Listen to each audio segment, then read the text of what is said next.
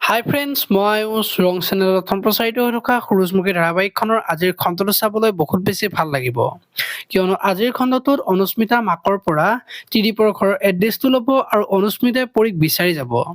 আৰু তেতিয়া ত্ৰিদীপে অনুস্মিতাক দেখি আচৰিত হ'ব আৰু তেতিয়া অনুস্মিতাই পৰীৰ কথা সুধিব আৰু ত্ৰিদীপে পৰী নাই কি ক'ব আছে মোকে কওক বুলি ক'ব। আৰু তেতিয়া অনুস্মিতাই পৰী বাই আপোনাক দেখিবই পৰা নাছিল, এতিয়া আকৌ আপোনাৰ লগত বিয়া হ'ল যে বুলি ক'ব আৰু তেতিয়া পৰী আৰু মোৰ যোৱা ওপৰতে বনাইছে বুলি কোৱা দেখিবলৈ পাব। এইফালে আকৌ ত্ৰিদীপৰ মাকে পৰী মাকৰ ঘৰৰ পৰা আহিব খোজা কথাটো গম পাই অনুস্মিতা যোৱাৰ কাৰণে পৰীক আহিব মানা কৰিবলৈ ত্ৰিদীপক ক'বলৈ দিব আৰু এনে পৰী চিন্তাত আছে, এতিয়া আকৌ টেনচন ল'ব নালাগে বুলি কোৱা দেখিবলৈ পাব। এইফালে আকৌ শেৱালি যে কাম বিচাৰি যাব আৰু তেতিয়া দেউতাকৰ বহুত বেছি বেয়া লাগিব আৰু এই সময়ত বোৱাৰীয়ে কাম কৰিবলৈ যাবলৈ ওলাইছে, মই ইমান অক্ষম হলোনে বুলি ভাবি দুখ কৰা দেখিবলৈ পাব।